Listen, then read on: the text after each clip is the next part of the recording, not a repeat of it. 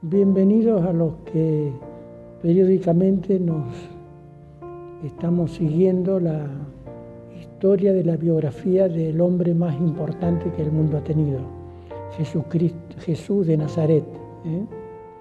En realidad, él era de Judea, pero se crió en Nazaret. El último estudio, tenemos que estudiar el contexto de donde él vivió para más o menos entender a su persona. Habíamos visto el otro día de que él había hecho una serie de parábolas, había enseñado y después decidió ir a su propia tierra. Pero para ver lo que le sucedió en la propia ciudad o el pueblo donde él se había criado, tenemos que ir al entorno, o sea, un poco a la historia hebrea, israelita. Los israelitas eran personas que todas sabían leer y escribir y que conocían muy bien el Antiguo Testamento, el Antiguo Pacto. Su sistema de vida era todos los días estudiar los libros de la ley de Moisés, los libros de los profetas, los libros de la historia, el libro de los salmos. Ellos lo conocían muy bien. De hecho, que cuando Jesús enseñaba siempre se refería a las enseñanzas del Antiguo Pacto.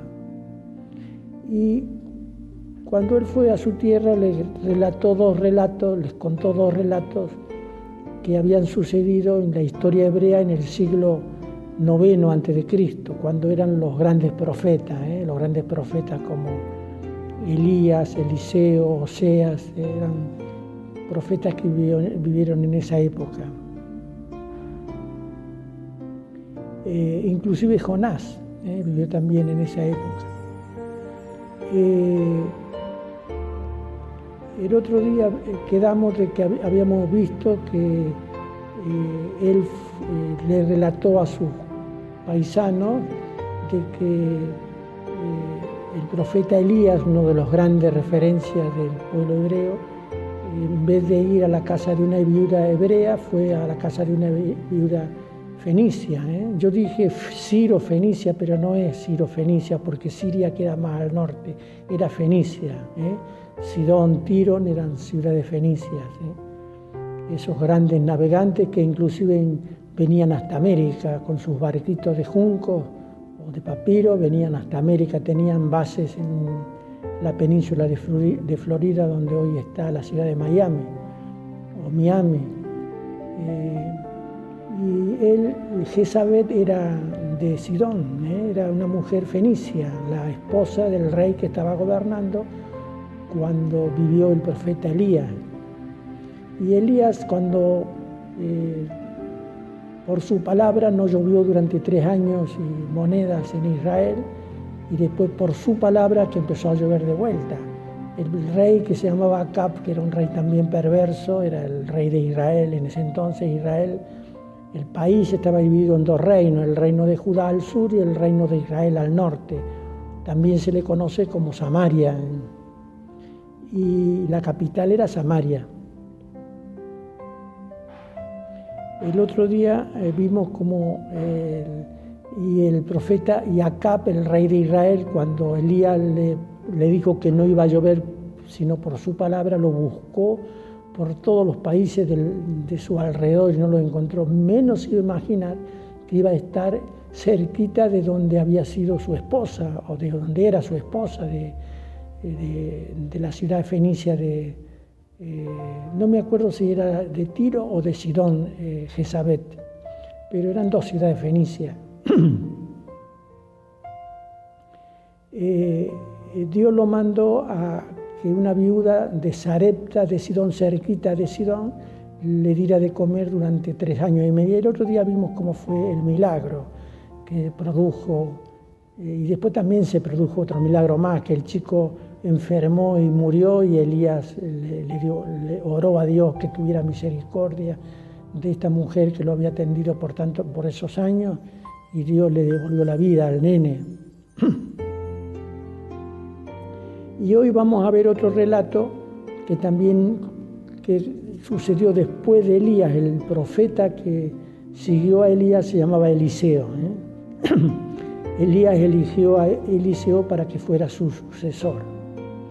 Y realmente Eliseo hizo más milagros, el doble de milagros que Elías, porque él le pidió a Dios el doble del espíritu de Elías y Dios se lo concedió.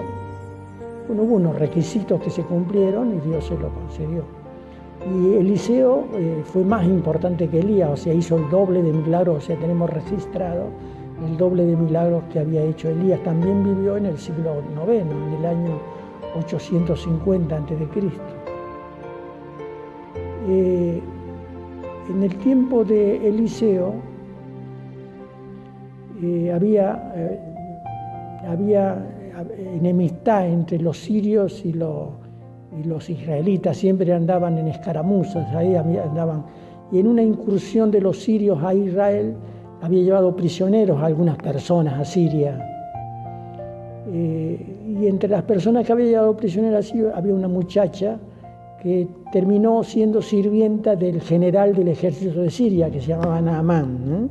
Hoy vamos a leer ese acontecimiento, que fue lo que Jesús relató cuando fue a la ciudad donde él se había criado, en la sinagoga donde él se había criado, y le relató este acontecimiento. Lo vamos a leer para que estemos ubicados en el contexto y después podamos seguir meditando, comparando lo que le sucedió a Jesús cuando fue a su tierra. Dice en el capítulo 5 de Segunda de Reyes, dice: había un hombre llamado Naamán, jefe del ejército del rey de Siria, muy estimado y favorecido por su rey, porque el Señor había dado la victoria a Siria por medio de él. Pero este hombre estaba enfermo de lepra. O sea, el general del ejército del rey de Siria estaba enfermo de lepra. Me imagino cuál sería la angustia de esa familia, que el hombre era leproso, el problema de sus esposas, de sus hijos. Dice: en una de las correrías de los sirios contra los israelitas, una muchachita fue hecha cautiva y se quedó al servicio de la mujer de Naamán. Esta muchachita dijo a su ama: si mi amo fuera a ver al profeta que está en Samaria, quedaría curado de su lepra. Esta muchachita, viendo la amargura que vivía esa familia, entonces le dijo a su ama, porque era ama y esclava, la sirvienta era esclava, que había sido capturada presa de los israelitas. Y ella le dijo a su ama, dice: si mi señor, o sea, refiriéndose al marido, que era general del ejército del rey de Siria, dice: si mi señor fuera a ver a Samaria, al profeta que está en Samaria, él lo curaría de su lepra. Naamán, el general del ejército, fue y le contó a su rey lo que había dicho aquella muchacha. Y el rey de Siria le respondió: está bien, ve que yo mandaré una carta al rey de Israel. Entonces Naamán se fue, tomó 30.000 monedas de plata, 6.000 monedas de oro y 10 mudas de ropa, y le llevó al rey de Israel la carta que decía: cuando recibas esta carta, sabrás que envió a Naamán, uno de mis oficiales, para que lo sanes de su lepra. O sea que el rey de Siria le mandó la carta al rey de Israel, que el rey de Israel sanara de lepra a su oficial, a uno de sus oficiales. Versículo 7. Cuando el rey de Israel leyó la carta, se rasgó la ropa en señal de aflicción y dijo: ¿acaso soy Dios que da la vida y la quita, para que éste me mande un hombre a que lo cure de su lepra? Fíjense bien y verán que está buscando un pretexto contra mí. O sea, el rey de Israel interpretó que Siria quería declararle la guerra y que estaba mandándole un pretexto por cómo él iba a curar la lepra a Naamán, a su oficial, ni siquiera el rey conocía al profeta que estaba en su pueblo. Pasa mucho en nuestro medio, aún nuestras autoridades conocen a aquellas personas que viven una vida que agrada a Dios, una vida recta, porque no les conviene, porque si les conviniera, lo buscaría. Pero como saben que si busca una persona recta que ama a Dios de todo corazón, le va a reclamar todas las injusticias que cometen, todos los abusos, todos los atropellos, entonces no les conviene, entonces los ignoran. Lo mismo le pasó al rey, tenía ignorado al profeta. Pero sí se amargó cuando el rey de Siria le mandó esta carta que sanara a su oficial. Y bien también pasa en nuestro tiempo que nuestras autoridades también se amargan cuando tienen una situación difícil de solucionar. Y entonces ahí se ven las personas. En este tiempo de pandemia, ¿por qué no buscan de Dios y le piden a Dios? Y buscan a las personas que aman a Dios y oren a Dios, y Dios, si se arrepienten de sus malas acciones, Dios sanará a la nación a la cual están gobernando. Y Naamán dice, ¿acaso soy Dios? Eso, el rey de Israel dice, ¿acaso soy Dios que da la vida y la quita para que éste me mande un hombre a que le cure su lepra? Fíjense bien y verán que está buscando un pretexto contra mí. Versículo 8 dice, al enterarse el profeta Eliseo, de que el rey había rasgado la ropa por aquella carta, le mandó a decir, ¿por qué te has rasgado la ropa? Que venga ese hombre a verme y sabrá que hay un profeta en Israel. ¿Por qué te has amargado? ¿Por qué? Que venga a verme ese oficial del ejército de Siria y sabrán que hay profeta en Israel. Versículo 9. Naamán fue con su carro y sus caballos y detuvo a la puerta de la casa de Eliseo. Pero Eliseo envió un mensajero que le dijera, ve y lávate 7 veces en el río Jordán y tu cuerpo quedará limpio de la lepra. Ni salió Eliseo a recibirlo.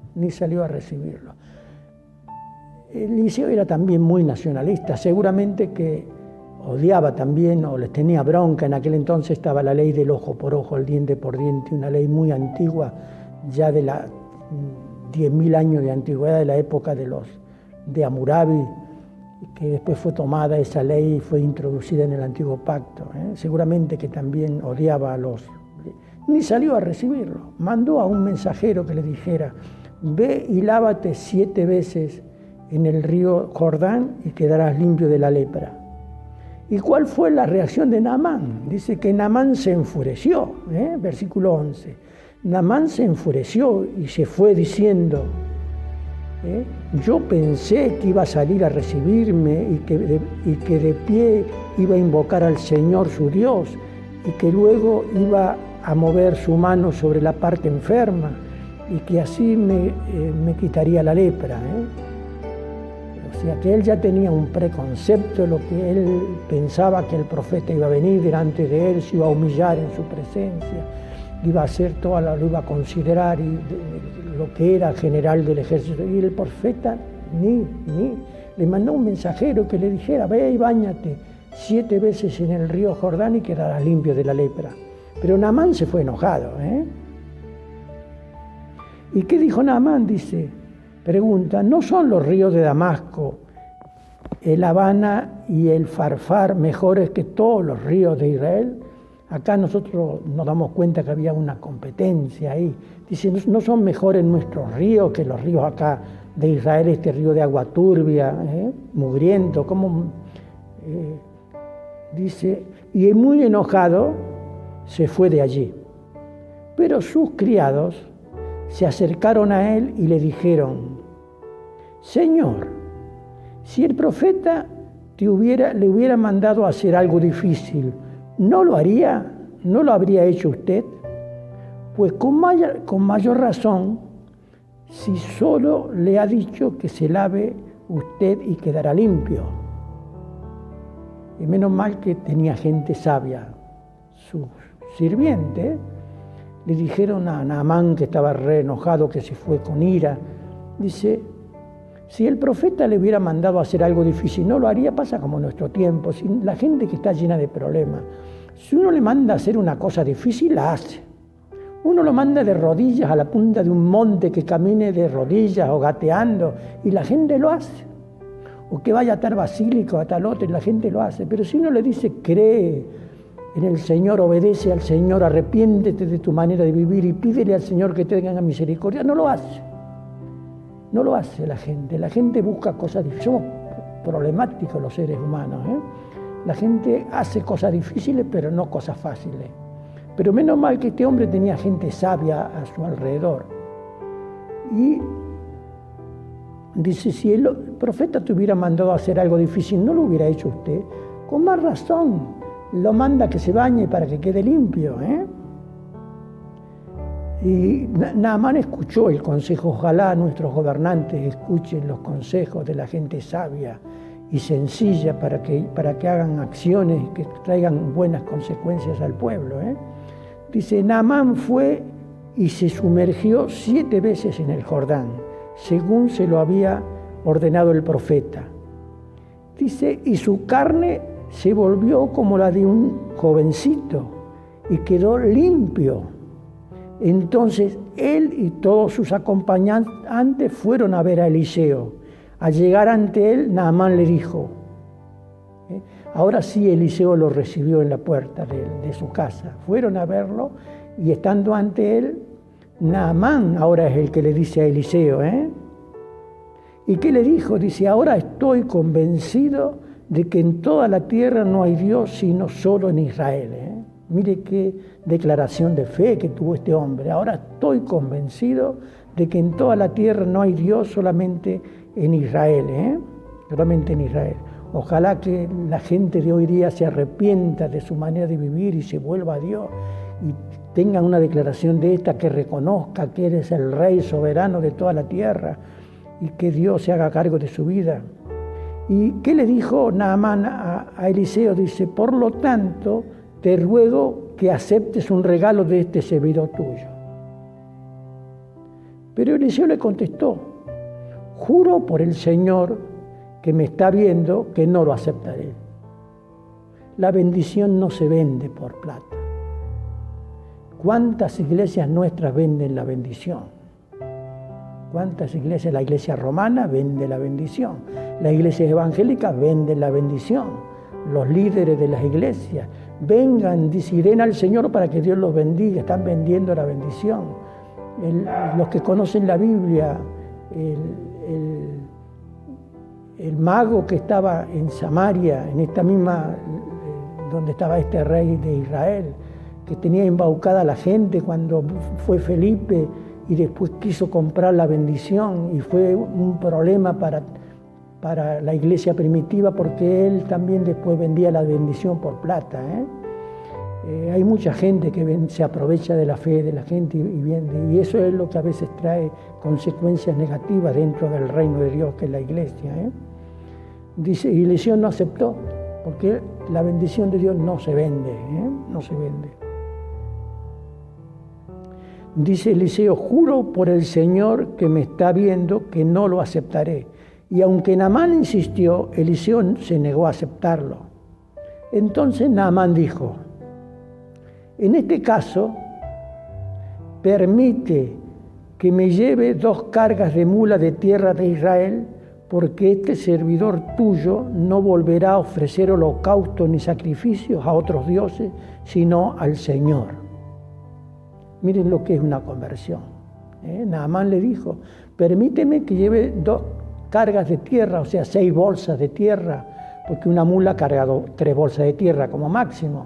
Permíteme que lleve 6 bolsas o 6 sacos de tierra a mi país. ¿Y para qué era la tierra?